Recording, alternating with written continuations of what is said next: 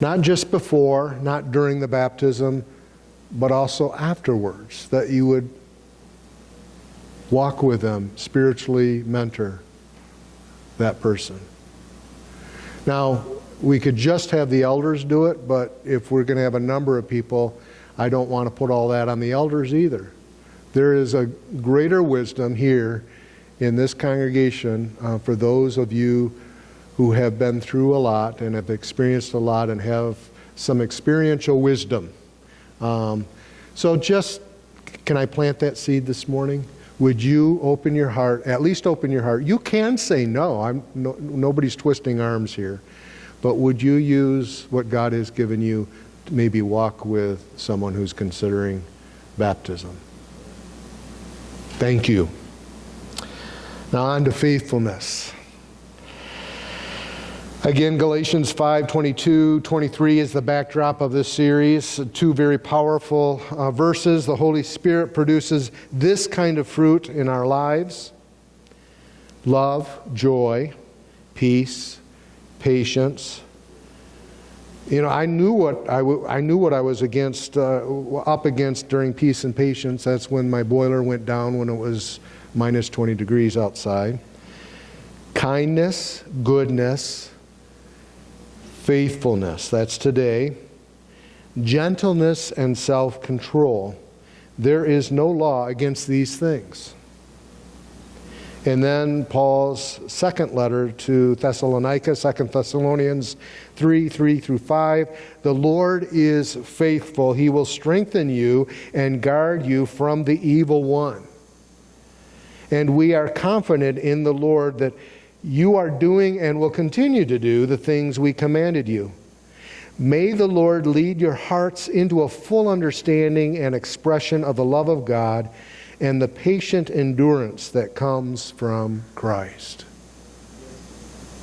Sends a reading of God's holy and inspired word. Thanks be to God.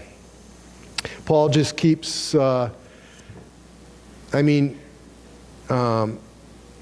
if the fruit of the Spirit were a wood panel, it would be tongue and groove.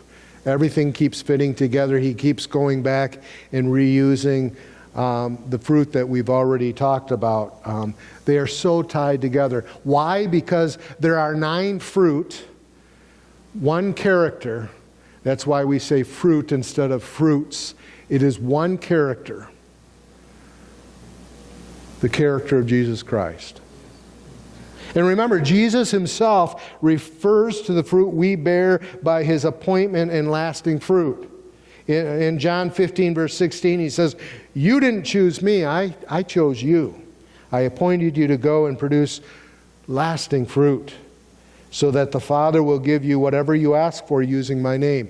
Lasting fruit is fruit from an eternal, a heavenly source, from Jesus himself and the Holy Spirit who gives us that fruit. It's not just our good intentions, it's much more than that. He appointed us to bear lasting fruit, not earthly fruit. Earthly fruit is short-lived and it leads to death.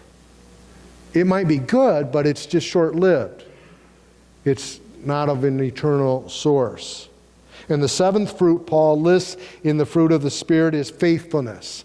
And there's one word, and it's the same, similar to the word for faith. It's such a rich word that it depends on the context of the word. The word is translated into 3 different English words: faith or faithfulness, truth, or belief. Think about that.